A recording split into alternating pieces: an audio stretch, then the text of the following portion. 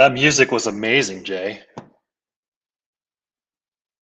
Man, what's up, everybody? I could already tell. I could see people dancing in the lobby, just chilling. This is going to be a great conversation. What's up, everybody? I'm Jay Miller. This is the Elastic community, and we're doing something a little different this week. We're actually partnering with our Blasticians ERG, our ERG focused on Black and people of color inside of the Elastic company to bring kind of a collab and also showcase someone that I got to meet online just recently. And when I say, I know we're in scary times to use the word infectious positivity, um, like you can't help but to smile after listening to this cat. But before we jump into a conversation with the wonderful Charles Shirer, I want to let everybody know that we do events like this all the time. In fact, this is normal for me. Like I love having these conversations with folks, but the way you do that is heading over to community.elastic.co. There you get technical content, you get great conversations and interviews like this. And then also, if you're inside of Elastic, you're still invited. By the way, I see a lot of people online. Let us know where you're coming from. Let us know where you're hanging out at. If you're in the break room right now, turn the volume up so everybody else can listen to it. I'm super excited about this. If you're at home, turn it up so your kids can pay attention, I guess, because this is going to be a great conversation and you don't want to miss it. But before we jump in, how's everybody doing? Charles, Tony, how y'all doing?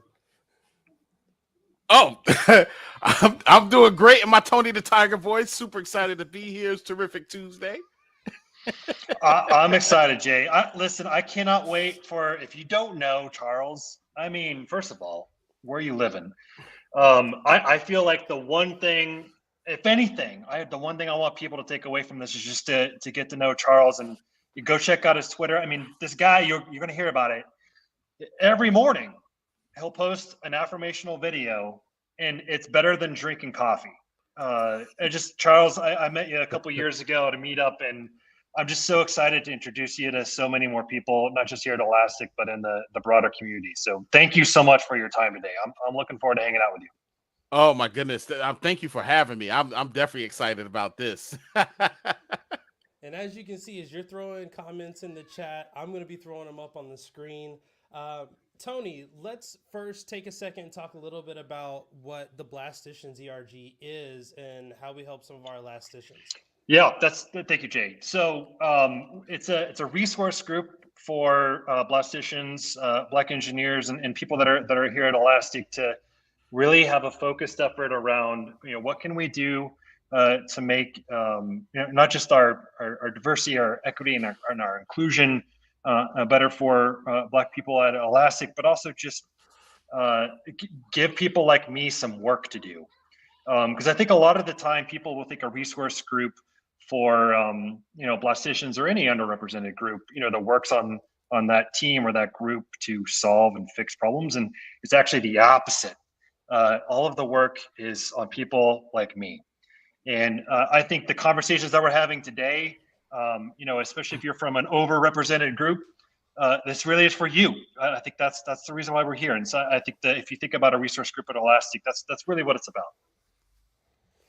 I love that, and I love being a part of it. That's something everyone's saying my audio is a little low. Is it low for y'all? I'll bring the mic up. It's kind of big. I don't want to get in the way. That's literally the biggest. Turn it up. Look how big his microphone is. Look, it's also his microphone. Here we go. Yeah. Look, turn it up. It's Turn It Up Tuesday, so turn it up. I love they it. want you to crank the volume up. All right.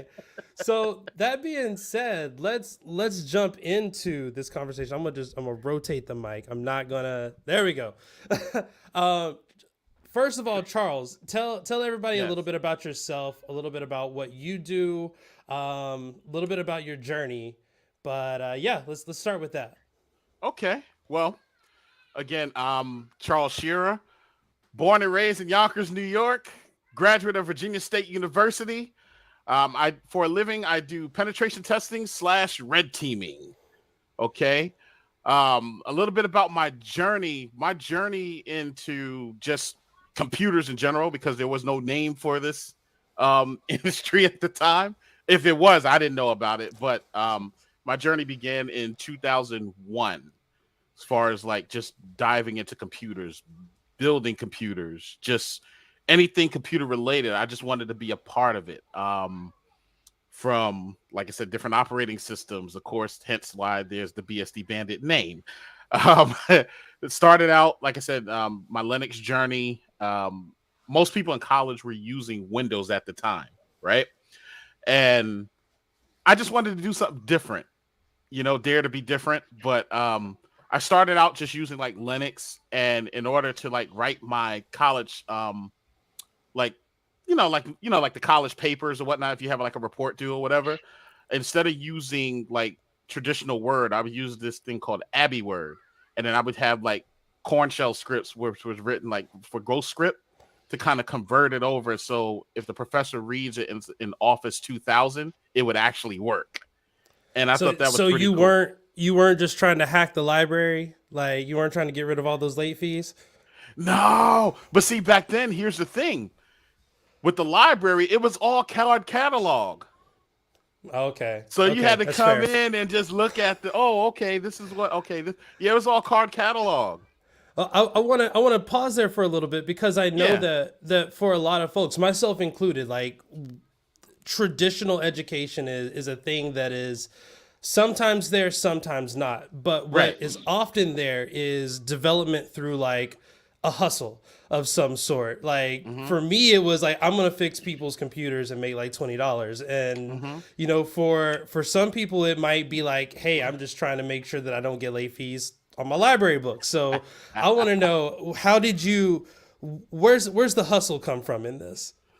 Where's the hustle come from in this? Burning CDs, and just like everybody else, video games, compressing down video games. So just Okay.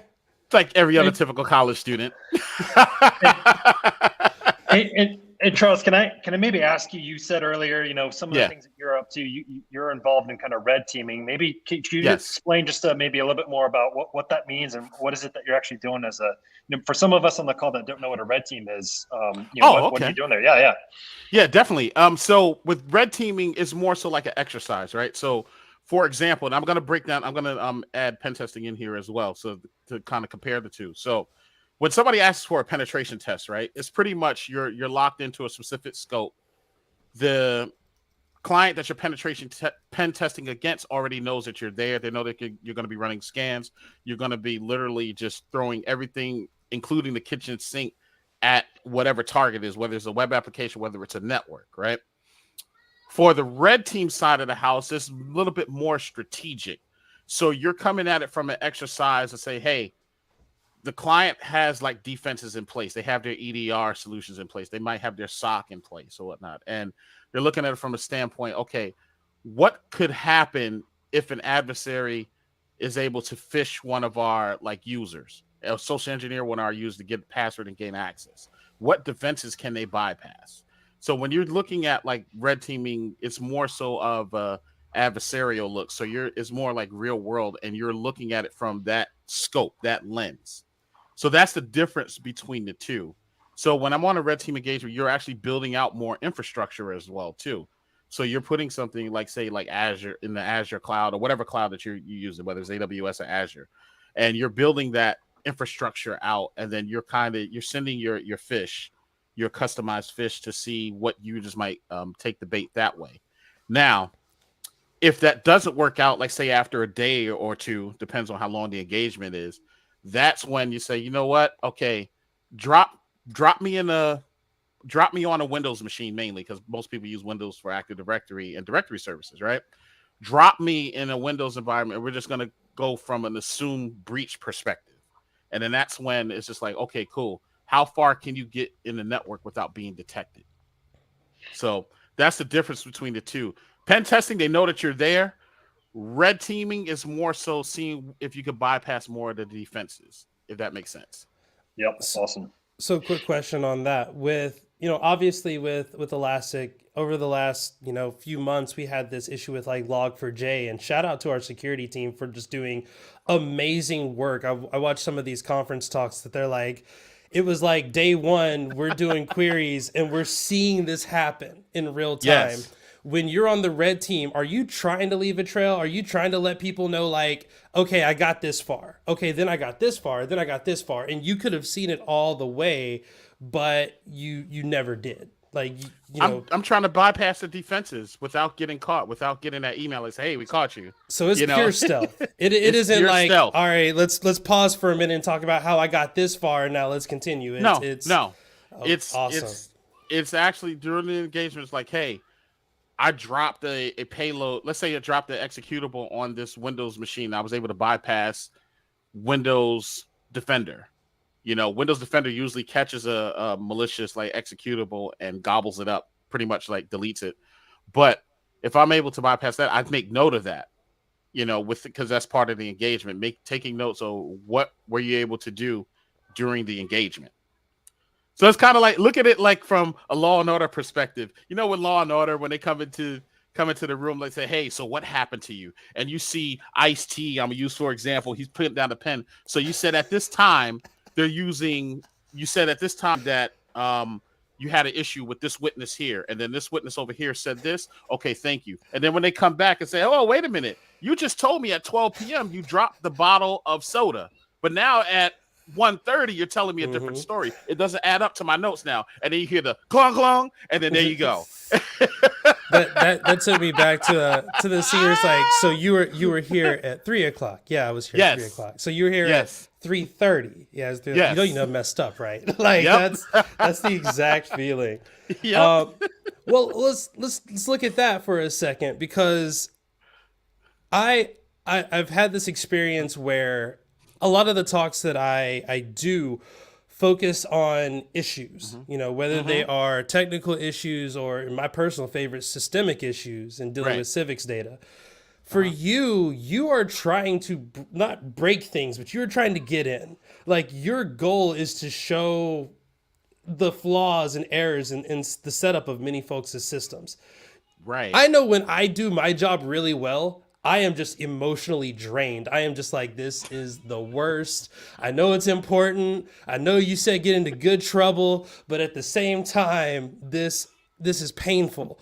Is the positivity that you put out, is that because the work that you do is kind of It's because the positivity is all aspects of night. It's not even like work, because here's the thing. My hobby turned into my career. So it blurs the line, like saying, okay, you know, like most people, they'll be like, well, I got to go to work tomorrow. Like you hear in their voice, it's just like, it's more so like a chore. It's like when back in the day, if your parents say, you got to take out the garbage. I'll be right back. I got to take out the garbage. Like it's just kind of that, you know, like, okay, this is a chore that I have to do. This is a job that I have to do. I don't look at it from a job perspective. I look at it like I get to wake up each morning to work through my hobby. Like, my hobby is computers, and it just messages into that. And that's how I get paid to do what I do for a living, you know? So I don't look at it as like far as like, so positively kind of blends in with all aspects of my life. So I just look at it from that standpoint. So when I'm waking up in the morning, I'm like, okay, cool. What do I get to do today that I like to do? You know? And again, we'll be tasked with something where it's like, hey, we got to get this done. Okay, cool. Got to get this done. But I turned it into an adventure. That's the key too. You turn it into an adventure. You own it and make it and mold it to be yours. I don't care if it's writing a policy, right? Say you're writing, let's put the other stuff out the way. Say you have to write a policy. You come to me and say, hey, Charles, I want you to write this security policy or whatever else, and it's due by X, Y, and Z date, right? Okay, cool. I'm about to own this thing here. I'm trying to make this the best security policy possible. I'm doing research. I'm going to be looking at different articles, seeing how I can get this done. Because again, this is my adventure. This is how I plan on carving it out. Since my name's going to be on it, I got to own this thing, you know? So I'm definitely going to make it fun and enjoyable. And then look, when I reach a pedestal, I'm like, you know what? I've written down an entire chapter, like just one chapter. After that one chapter, I might go listen to a song, or I may play Miss Pac-Man for like 10 minutes or so to reward myself for getting to that next level. I'm leveling up here. Okay. So that's how, like, when I'm tasked with something, that's how I level up that way. I take it and say, you know what? I'm going to own this thing here. Let's go. Oh, this is the challenge. Let's go. Because at the end of the day, if it doesn't challenge you, it don't change you. And of course, there's going to be some tough spots. It's going to be some rough spots. But that's when you can be like, you know what? Let me take a break from this because I feel like it's getting to be too much for a second. Let me take a break from this. Hey, let me go take a walk. I like Miss Pac-Man. I'm a retro head. So, or we're gonna talk about that in a second. So, I'll do that. But it's just something. And then when I get back to it, I'm like, okay, let me own this thing again. This is where I'm at now. Let me continue on to the mission. You hear me saying mission is complete. I didn't say the job's done. I said mission, because that's the mission. That's what I'm on. I'm on a mission when I'm working on things. Charles, I mean, I wonder, kind of just keying off of something Jay was asking about. I mean, you also seem to be on a mission every day, spreading messages of positivity. And Yes. I guess, could you help us understand a little bit about, what motivates you, what inspires you to do that, and how long have you been doing it? I mean, it's been a while, every day. Yeah. So it's been like a couple of years now. Wow. See, when you're into your, so here's the thing. I definitely have a passion for people, right? And I incorporate the hacker mindset with that. So what I mean by that is this, like looking on Twitter one day and you look on the feed, it was CNN drama, folks going through stuff, the pandemic hit, people were depressed, people were just like, they can't do it anymore, And I'm like, okay, I always believe in if you share a kind word to someone, you just never know how that might take their day, right? Because it's uncommon, especially in today's climate. The negative is the norm in today's climate. The positive is something different, So I looked at it from that perspective. Say, okay, first I just started out just tweeting words, just words of encouragement, do it. And again, I made that like a little word play. Like, okay, I'm a hacker of words. I like this. What does nerd really mean? Like just different things from that perspective, right? And then I was like, what am I doing? We're in the age of video. Cut that camera on. And let people know what's going on here. So, and that's when I just started, just doing that every day. And then for each day, I wear a different T-shirt. And this is where the retro comes in, because I'm a huge retro fan. So I was like, you know what? Let's make it fun. Let's take it back. I want to wear the characters that people remember when simpler times for them, So that's why you see the different T-shirts. That's why you see the Marios. Today is Ninja Gaiden because it's Turn It Up Tuesday, and it's an adventure as usual. So yes, that's where all that gets pocketed in, So I just, like I said, I just have a passion for people. I genuinely do care, and I know that's rare in this day and age, but it is actually factual. It comes out, man. It comes out in your videos. I mean, I've told you this before. I still don't believe you that you haven't had your coffee when we record them. No, I haven't. But yeah, I don't believe you. But I mean, this is literally my first cup right here. This was made because see, when I'm putting when I'm doing the morning videos, the coffee's brewing. I haven't had my coffee yet. So when the video ends and I finish uploading it, that's when I go get my coffee. Yep. That's awesome. He can't believe it. I still can't believe it. But I mean, it's just, I don't know. I still remember the first day you told me this is something you did. And it was even before the pandemic. It was before all that stuff. And I don't know. It's something that I'm still in awe to this day. And I also have to imagine that as much as you're giving kind words out there to other people, you're probably also at times talking to yourself too. And I just, for the rest of us, we really appreciate everything that you're doing. It does have an impact. So thank you. Well, thank you. Yeah, when I'm talking to that Kara, I'm talking to myself too. Shoot, we all need that upliftment. Let's go. I'm sitting in the same seat everybody else is sitting. I'm trying to buckle up too and get this message. We all traveling on this road together. That's why I look at it. Like, hey, before that camera come up, I'm like, all right, come on, all right, buckle up, everybody. I see everybody. Let's go. So Twitter universe, let's go. Yeah, so I'm not going to talk inside baseball on this, but know enough. I tweeted, I sent a DM to Charles last night because we had some issues with the link, and it was just Yeah. like, hey Charles, yeah, just so you know, this is the wrong link. Here's the place where you got to go. You got to do all this stuff, and I mean it's like 10 o'clock at night. I'm expecting like, all right, cool, it's good. I get like the most positive. Oh, you got it, man. I'm gonna be there. Don't worry. I'm like, do you turn it off ever? Yeah. Do you sleep, Charles? Yeah, I do sleep. Okay, good. It's just you can't turn something off that's a part of you. There is no switch for that. It's just, and I know most people are like, hey, well, who gives you the positive vibes? My family. Again, I look at everything that's going on and and everybody can name somebody who was here last year that's not here this year. And it makes you think like, you know what? Time is the biggest thing. That's the most important precious jewel.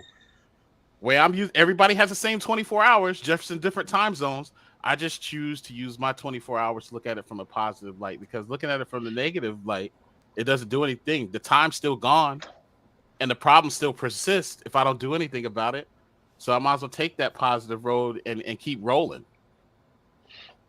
Yep. So that's how I look at it. Well, I mean, with as much positivity and kind of affirmation as you put out there, I mean, you yourself must have gone through some challenges, yourself in your own career, your own journey. So, I mean, help us understand, what are some of the things that you've had to kind of endeavor and persevere through? Let's call it what it is, the color of my skin. Again, I've been on and this is true. I won't name the company because this is live, and plus it's old news. It doesn't affect me this day. But I've been on interviews where I've done the phone interview. Phone interview went great, right? Hey, we want you to come in so we could possibly make an offer and everything else. Like, you're our number one candidate. Get there, they see what I look, because you can't tell by my name what I look like on paper. When I get there and they saw what I look like, they said the job's been filled. So I've been through that, But again, it all starts from home. Like, when you have confidence in yourself and you love yourself, self-love is so important. When things like that occur, you don't let it stop you. Yeah, we know what's going on out here. We know that everybody's not getting the equal pay. We know that folks are not getting like the promotions based on what they look like. We're just, that's happened, But the key, the way I was able to persevere, again, family, keeping me focused, and just looking at it from a standpoint like, hey, that's their issue, not yours. You can't change someone else's opinion about you. You can't. You can only be you, and eventually, if they do change it, it'll be because they wanted to change it, But I never really looked at it from a standpoint as like, hey, let me go be this so they can change what they think about me. I couldn't do that. So that's how I was able to persevere with anything, like with certain things that happen. Like, oh, okay, you know what? I'm just not a fit here, and that's okay. See, even for that is, yeah. I mean, that is such a positive mindset to have. I mean, for me, it was like, you can't do this. You're a college dropout. You're a Marine. Marines are dumb. Like, that whole thing. Like, for me, it was always, all right, bet I'm going to prove you wrong. Like, right. that was my whole pathway, was just proving everybody around me wrong. And you were like, I don't even see anybody. Like, I'm just here doing me. Like, yeah. How do you look at folks that are judging you before you ever start talking because you're wearing a gamer t-shirt? Like, I specifically wore an anime t-shirt, my favorite anime, Cowboy Bebop. Like, just because Charles's vibe is like, oh no, we are going to be authentically ourselves in this conversation. You know what? It's, again, we all talked about, it's energy, right? Energy is never destroyed. It's just transferred, right? So you got to look at it from this standpoint like this, right? When somebody judges you, right? Again, you don't have no control over that. One, right? You know within yourself what's true and what's not true about you, right? So when someone says, okay, Oh, this guy's got on a video game t-shirt. Oh, okay, cool. I'm happy with my t-shirt. I love it. I'm sorry that you're not happy about it. Hey, maybe one day when you come back, you might have a different tune. But again, when people judge you, they're judging you from the pain that's already in their life. It's not you. Any pain or trauma that they've endured, it all comes out through their judgment of you. It's not you personally, because they don't know you personally. They just see you and be like, oh, I don't like this over here. Okay, why don't you like it? They can never answer that question. So just being your authentic self, like I said, just being your authentic self and running your race. Because here's the thing, at the end of the day, right? We're all responsible for our journey, right? We're all in the driver's seat on our journey. And, you know, I said it earlier today in the morning video. I said it's never too late to go be great. It's never too late. It's not an age thing. I don't care if you're 50. If you're 50 and you're changing over to a new career, go on and change that thing.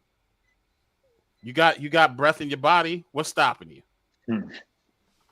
Absolutely. So that's the thing. You know, you look at it from that standpoint. So that's why. And don't get it confused. Are there tough days? Yes. But it's how you handle that tough day. It's like, okay, yeah, this is a tough day. You know what? Nothing is working right like I want it to. Okay, fine. There won't be the first time, won't be the last time, won't be the first person, won't be the last person. Okay, here's where I am now. How do I get to here? That's my next question to myself. Okay, I'm here. I want to get to here. How do I go about doing that? It may take a little longer, but guess what? That's fine. Long as I reach the solution. Nobody cares the pathway you took to the solution, long as you get to the solution. That's the key. You talk about getting to the next step.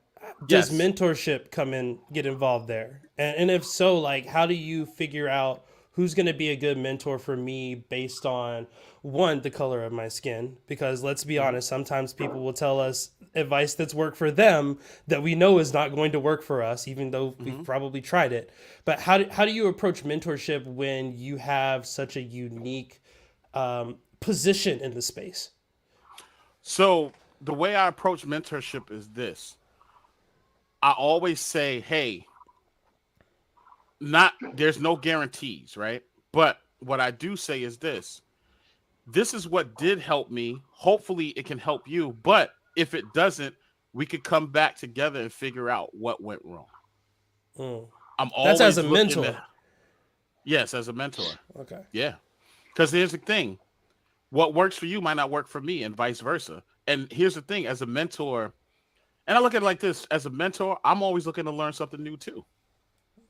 So we're both drawing near towards each other for that same energy. Like, okay, you could, you know, the way you approach an interview, I'm like, oh, wow, I didn't know you could do it like that or whatever else. I'm always learning something new every day, you know? I don't come at it with a mindset like, oh, I've been in this industry longer. I know. No, no. I come at it like, okay, it's two people or more.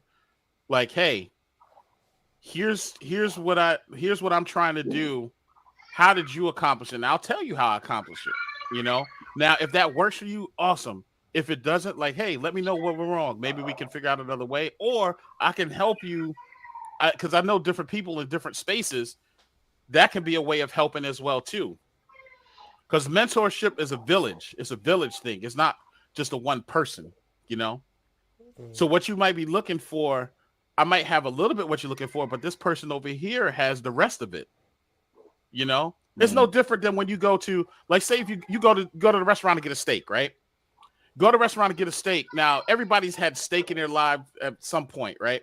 And when they go, they sit down, they say, okay, I ate the Applebee's steak. It was Never okay. eat the Applebee's Let steak. me go over here.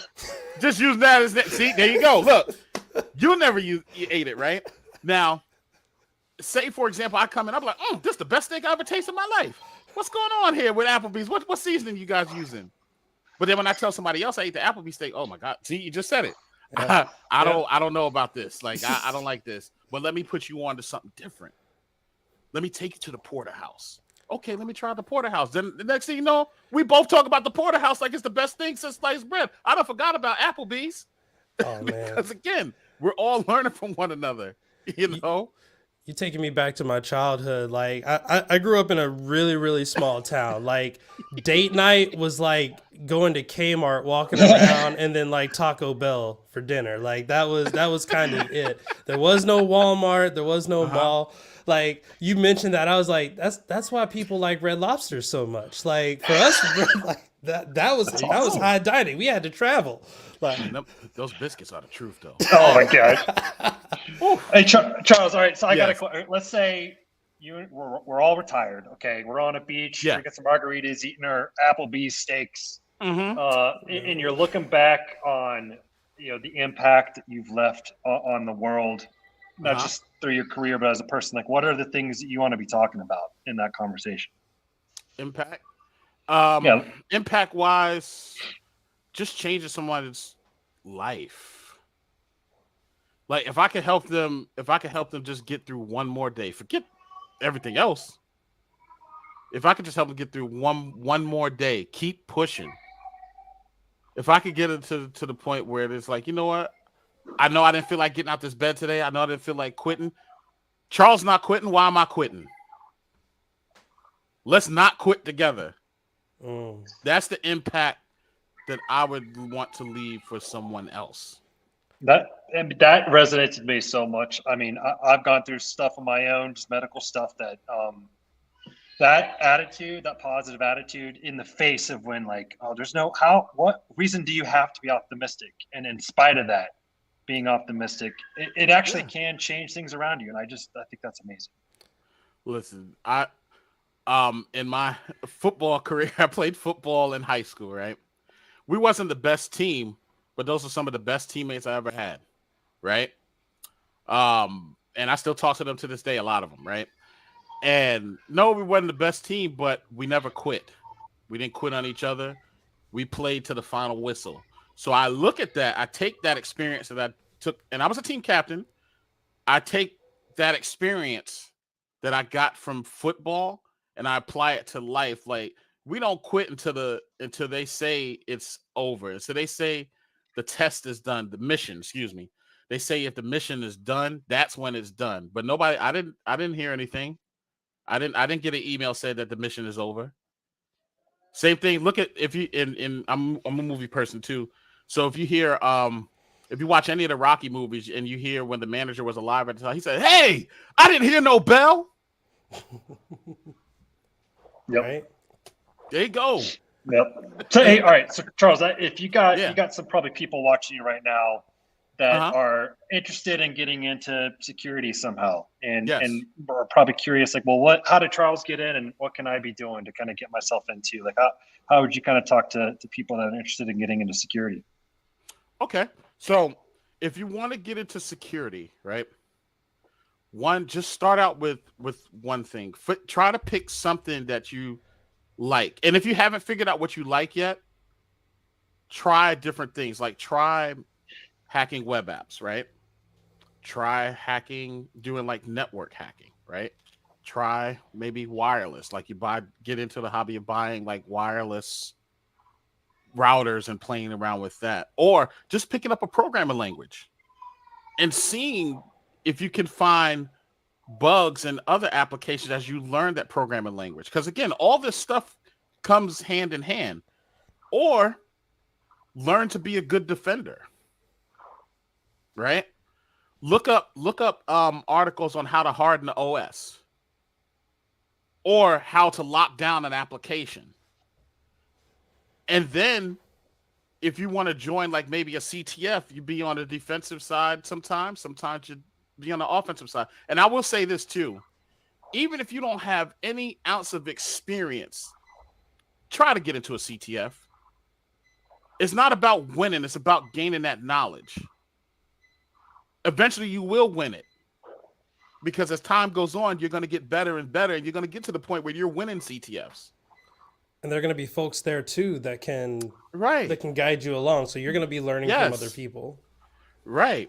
I still learn. I've been in this industry for 20 years. I still learn from other folks That's it. That's just the way it goes. Nobody's ever going to learn it all. It's impossible. It's too much stuff that's coming out at one time. That's why I say pick your passion. Pick your passion. You know, if you like web apps, if you're a web developer, right, and you want to get into security, you're halfway there. You know how to create web apps. You know how to develop web apps. Mm-hmm. Now you're just turning that into, okay, cool. I know how to develop web apps. Let me develop a web app and just that's vulnerable to cross-site scripting by default or SQL injection by default. And then flip side and pretend like you don't know that those vulnerabilities are there and start testing from it that way. Maybe using a basic cheat sheet. Learn how to do it manually. You know, even though that you created the web app, but you're putting that thinking cap on as if you didn't create it. And you constantly practice this stuff. It's no different if you're going to the gym. It's all your brain is a muscle that always needs to be working. So if you're trying to get a security, you can start today. You don't have to wait for the next 5 months. You can start today. Like, you know what, today, and put it out there in existence.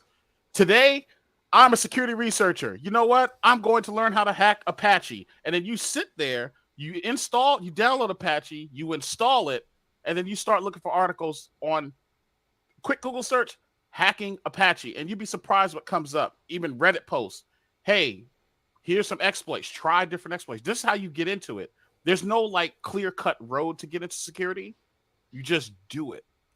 And what I mean by that is like, hey, if you're a developer, even if you're in SOC, if you're in SOCs, right? SOC. If you're SOC analyst, right?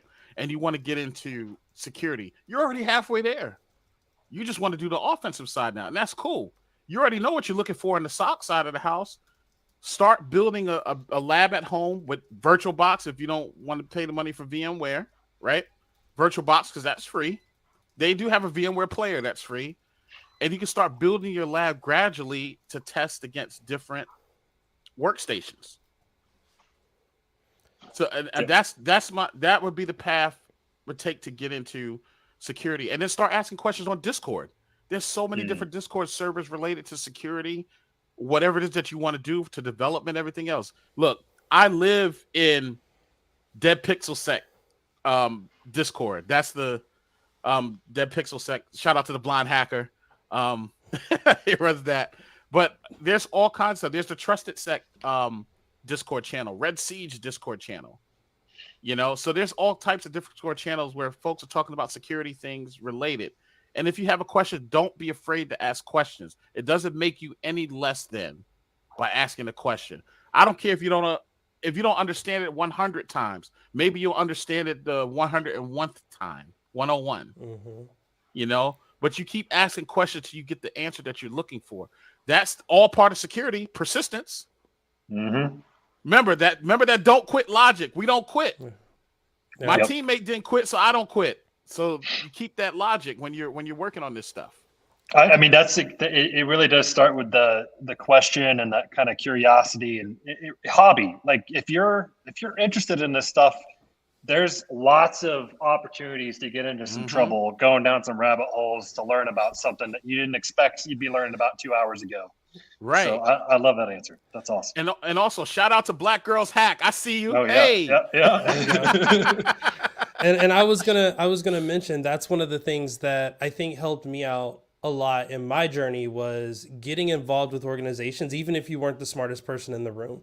Like it is so humbling to get involved with an organization like Black Girls Hack when you have kids that are showing you new things because they're coming at it from like a curiosity. It's not I'm better than you. It's like I want to learn too. So when you show them something, it's like their mind is blown. But when they show you something, it's like, oh, these kids coming up are going to be scary.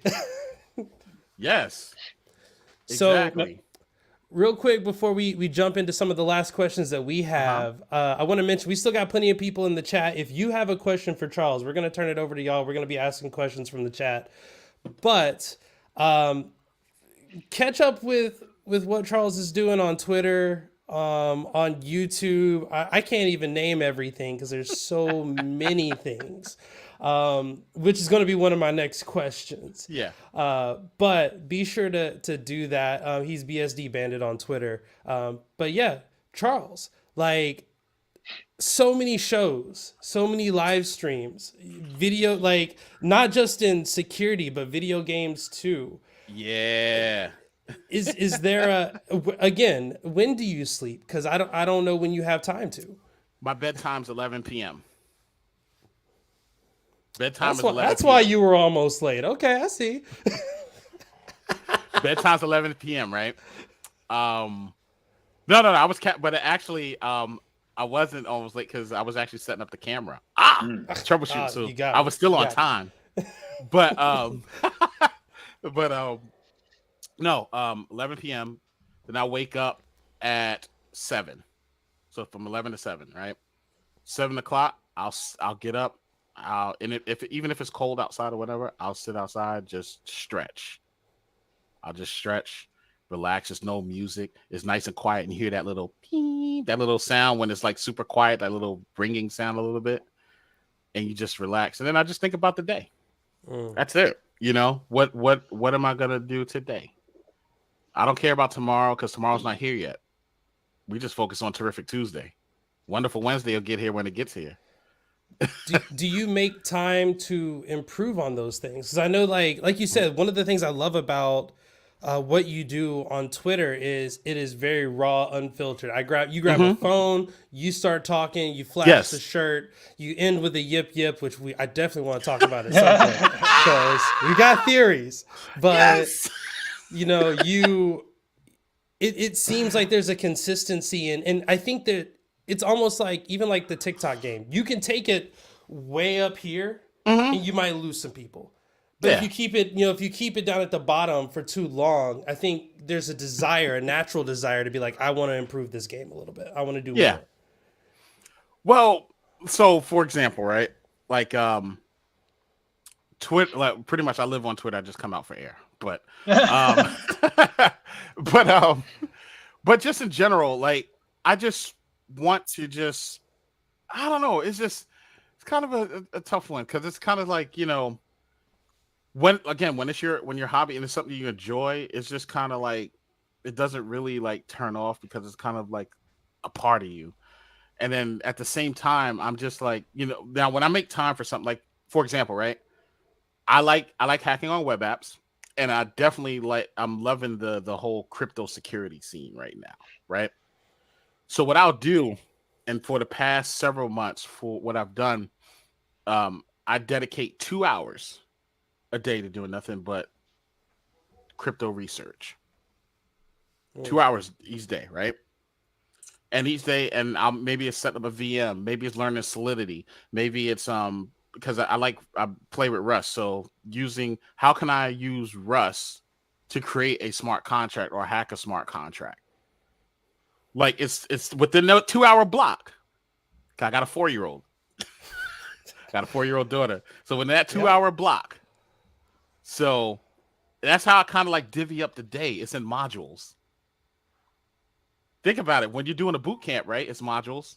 Day 1, introduction. Day 2, lab. By day 5, it's like, okay, it's over. It's just it's no different when you're doing the training, right? It's all module based.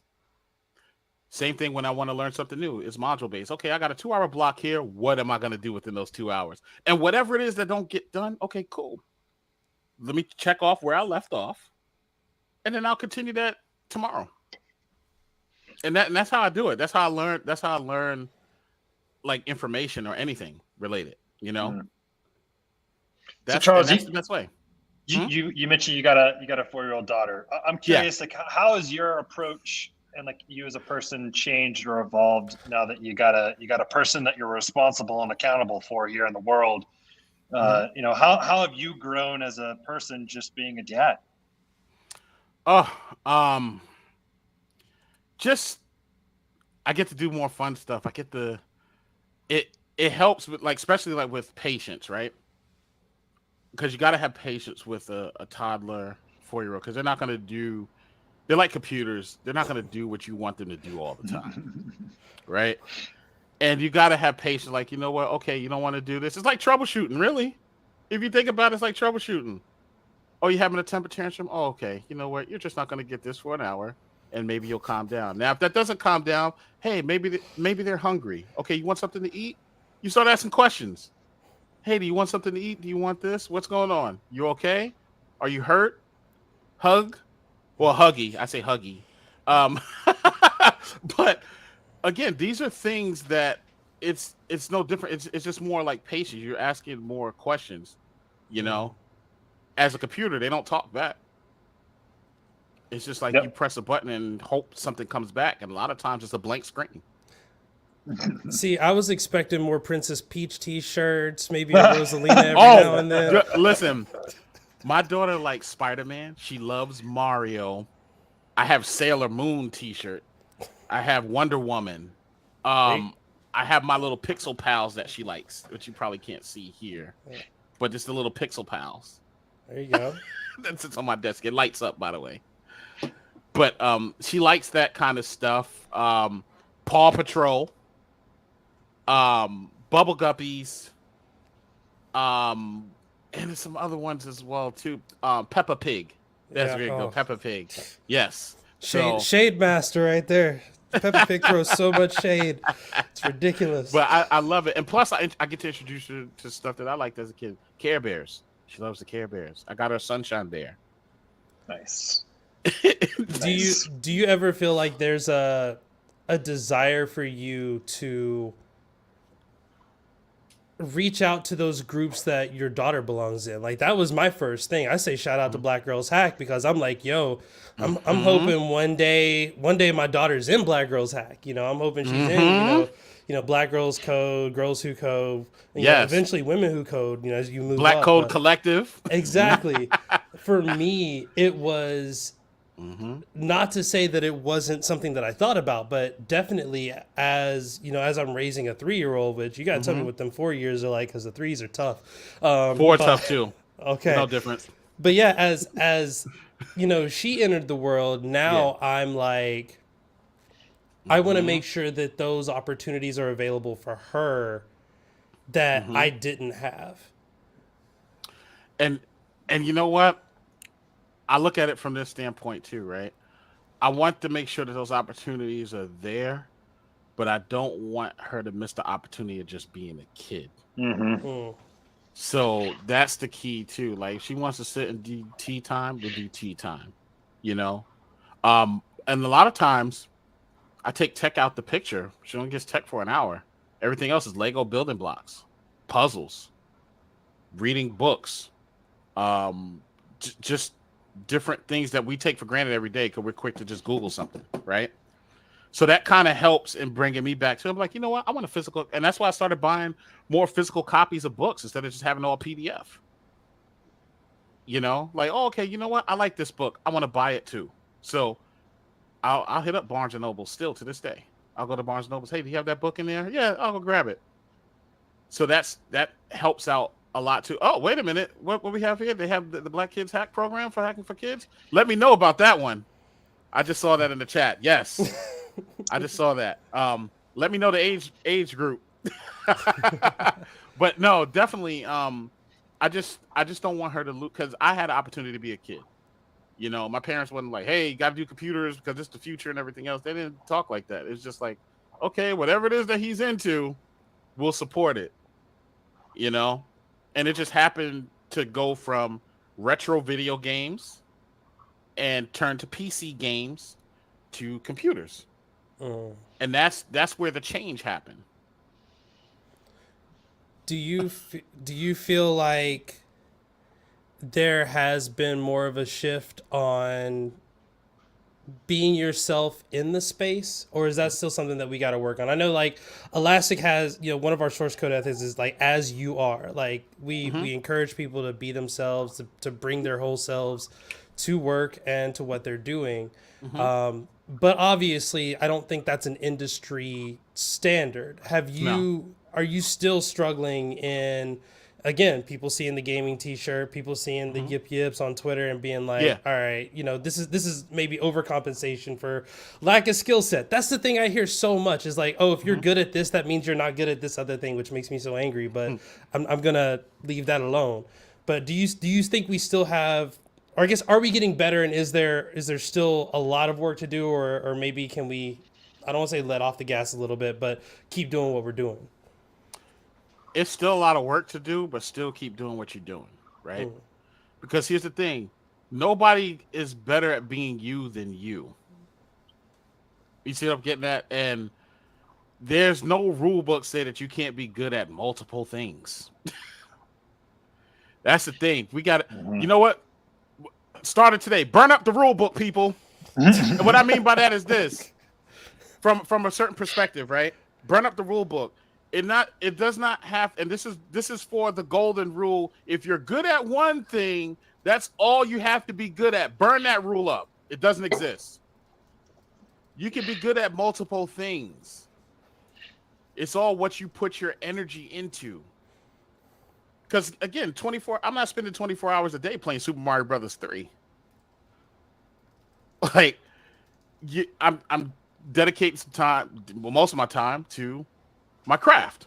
Mm-hmm. That's the thing, but you could be, there's good. I know hackers that are awesome cooks and amazing hackers.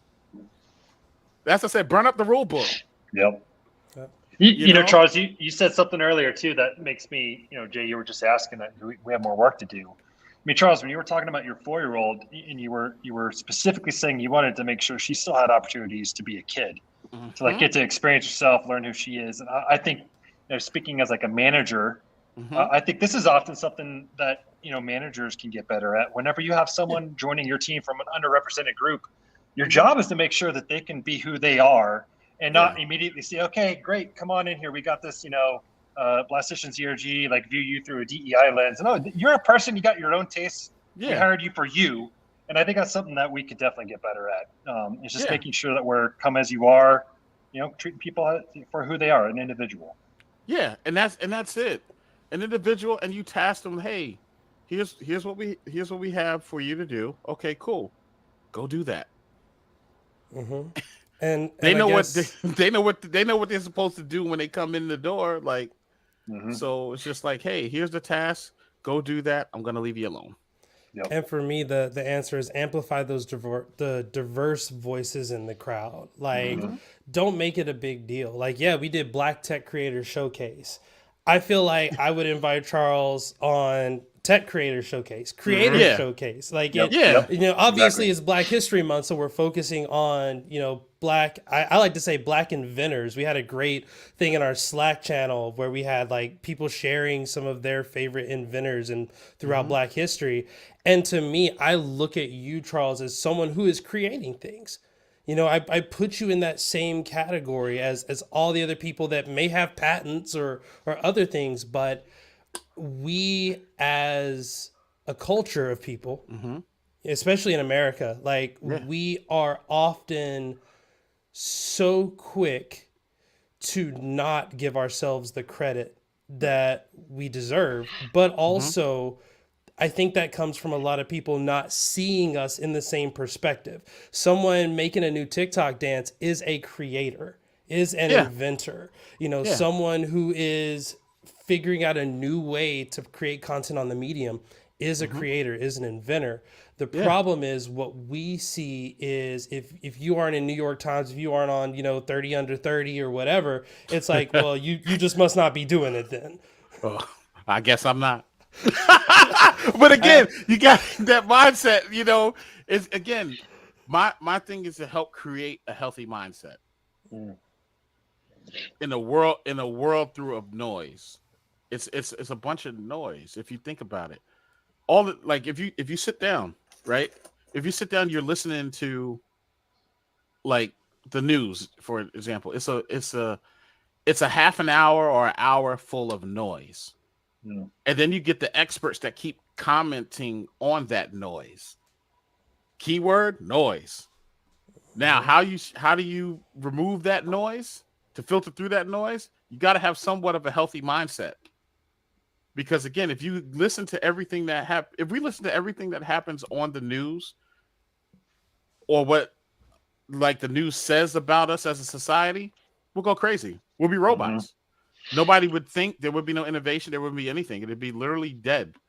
But we are a culture. We are a group that's not dead. We're still breathing. We have time, and you need time to make your own experience. And once you have that, it's just like nobody can take that from you. Nope. No matter what the situation is, how they feel. Oh, you're not doing enough, or whatever. It doesn't matter because how you feel. It all starts from here. It all starts from here. That's it. I mean, Charles. I mean, that's like if anything, what I hope people take away from us talking now. And by the way, thank you so much for your time. You've been very gracious. Like we really appreciate it. But I bet more people need to know who you are, because you definitely epitomize. Life is like 10% of what happens to you and 90% of how you react to it. And you're like teaching us about that 90%, how to hang out in that area and do it right.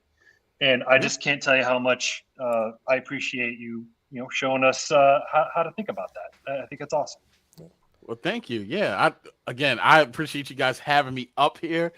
Like I said, I enjoy this stuff, and, like chatting about this and how we can get better and just keep growing as a society in general, keep growing and keep doing better things. Look, we have the world at our fingertips. I don't know. That excites me. We have the world at our fingertips. You can press a button right now and make things move. And that's exciting. I remember dreaming about that as a kid. And even though the Jetsons were in the rerun back then, I want my Rosie. I want my Rosie. Can I get an Astro? I'm seeing Astros now. I'm in that time where I'm getting to see Astros. The flying car is not so much just yet, but they're self-driving. We're getting there. I love it. I love the optimism all the way to the end. We got a 1 minute left, and we have one question that did come in. I'm not sure about this one, but the question was, as a red teamer, can you play dirty and set up traps for other people in your own company to fall into? And let's expand that a little bit. Is there good fun in like pulling a light prank on a colleague? No. And I'll tell you why. Thank you. No, I'll tell you why. Because you don't know how that person's going to perceive it, and then you can really fall into a pitfall. Remember, what you think may be a prank might be something that could be triggering for someone else that's happened to in real life. Because remember, and red teaming, say you do a red team prank, right? That person that you did the prank on could have had the identity stolen 5 years later, and now that triggers them back to that place that they've been duped out of something. So, yeah, I wouldn't do that. I wouldn't recommend doing that. It doesn't sound like that's you either, because like you keep it light, you keep the positivity flowing, and I think that there are good ways to continue to push learning without like, oh hey, I just messed up your day. Like I can just show you what I could have done, but without actually doing it to you. Right, because we're here. Our job is to improve security. That's our job. We're here to improve security. Yeah, I do the offensive stuff, right? But my job is to find what's out there, report on it, and help the organization improve. It's not to say, hey, yeah, I got rude on you guys. It means nothing. Yep. Then, the humility, too, is so important. I feel like there are people in security that maybe haven't drank enough of the humble juice. And if you're going to learn from one another, that humility is so important. So I think that's amazing. Not even just security, the world. Yeah. That's people. Fair point. Well, yeah. I think we're at time here, so I want to wrap it up real quick. Charles, thank you so much, everybody that hung out with us. I think we had like 100+ people at one point. Like, this is amazing. Like, it continued to grow and come in, but y'all are fantastic. Y'all are phenomenal. Real quick, Charles is BSD Bandit on Twitter. Be sure to give him a follow. You will not regret it. Legitimately, I followed him like a month and a half ago. I get all the videos, and every time I see it, I just laugh. I'm happy inside. Again, we're still trying to figure out what the yip yip means, but we'll get there. You want to know what it means real quick? Okay. See, I'm tempted. I might not want to know though, because I might want to try to figure it out. No, if you want to figure out, but no, real quick. So the way I got to it, I was playing Street Fighter 2 one day, right?